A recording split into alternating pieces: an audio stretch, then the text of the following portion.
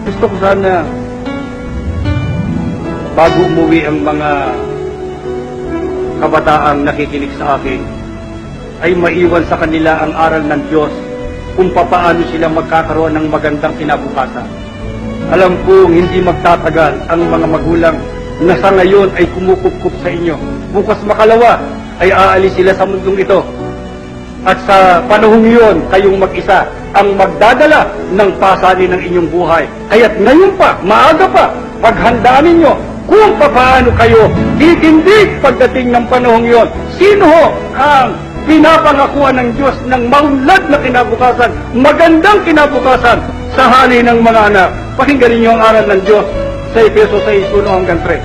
Mga anak, sundin ninyo ang inyong magulang alang-alang sa Panginoon, sapagkat ito ang nararapat. Tuloy.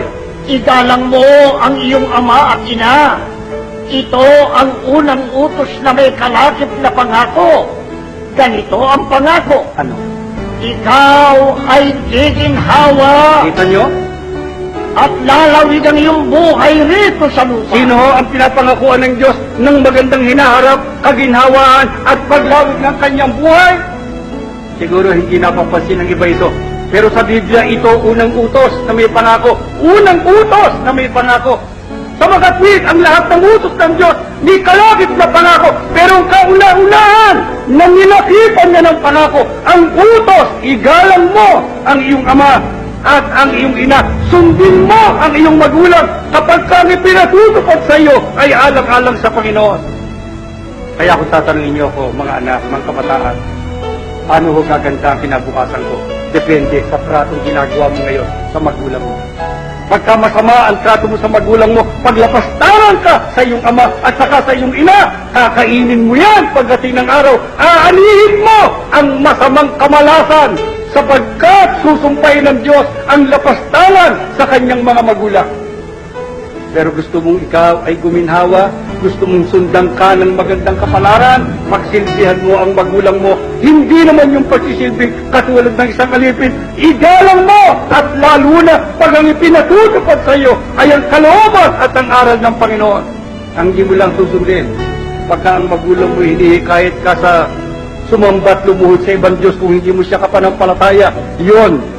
Hindi masamang salansangin mo yun sapagkat hindi siya ang sinasalangsang mo ron, kundi yung maling pananampalataya. Pero ang magulang mo ay Iglesia ni Cristo, pinalaki ka sa mga bagay ng Iglesia.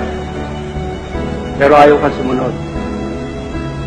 Mga kapatid, tandaan ninyo, ako, pinag-aralan ko yung kasaysayan ng mga pamilya sa loob ng Iglesia. Wala pa akong nakita, wala pa na pinagpalang anak na lapastangan sa kanilang magulang. Wala ho. Hindi kayo ang nagbibigay ng kapalaran ng Diyos, tandaan nyo. Kahit na anong dulong ang marating ninyo, kahit na anong kaalaman ang mapunta sa inyo, pagka kayo binawian ng grasya ng Diyos, hindi kayo uunlad, hindi kayo magtatagumpay. Sana kasalanan ang pagtatagumpay.